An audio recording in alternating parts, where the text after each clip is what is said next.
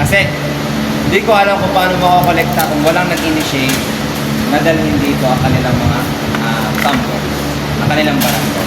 No? So salamat po sa inyo. So yun po, no? Sana hindi lang po dito natatapos ang ating samahan, no? So if ever man kailangan nyo ng assistance, nandito po kami. Palagi, kailangan nyo ng awareness, nandito po ang PJ Endro. Palagi. So, one away letter lang naman po kami. Okay po? Kung karagdagang kaalaman, ay nandito. So, sana tuloy-tuloy po ang tamang pamamahala ng basura na gagawin natin, especially sa mga barangay. So, kung mapapansin natin sa mga sort nating basura na po marami. Plastic.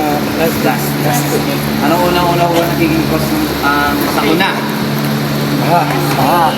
Plastic. Ano nagiging plastic? Ano po? So, sana masimulan natin sa sarili natin kasi wala naman pong mangyayari kung walang magsisimula. Lagi nyo tatandaan nyo. Kasi kung magtuturuan tayo, wala pong mangyayari.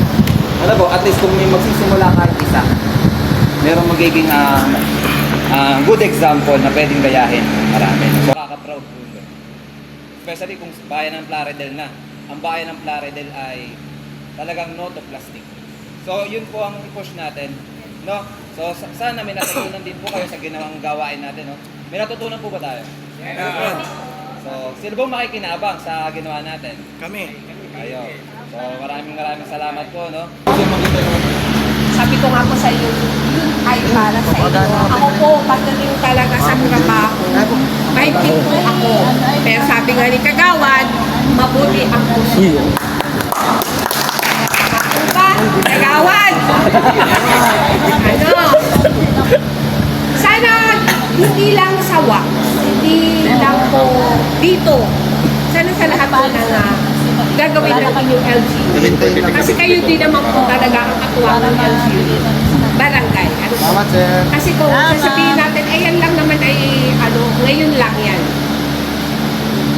Kung yun lang yung mentalidad po natin, wala po tayong magandang magagawa. Tama po ba ako? So, yun po, pasensya na po kayo, pero ako naman po talaga ay tip lang po talaga ako. Pagdating sa trabaho. Kasi ayoko po yung data o ulitin po na maging puntas. Kasi ibabalik at ibabalik namin. Hindi po mabubuo ang inyong tenure. So, nakita naman namin, nakita nyo kanina, nag-aayos ako. At ako'y nag-receive, talagang tinitingnan ko kung may pangalan. Ano po? So, again, sa ngalan po Paris niyo, nasabi po siya, pinagtanggapan po Sir John Francis Rosado, Rose Madagas po, Carl Joseph Garcia, Justin Parasito. Kami po ay nakikita dito sa Kapitolyo. Paalala, pag pupunta ng Kapitolyo, bawal magdikit ng Santo Bag. Ano pa? Bawal. Bawal na bawal. Ano po? Sa Endro lang po. Palakpakan po natin ang ating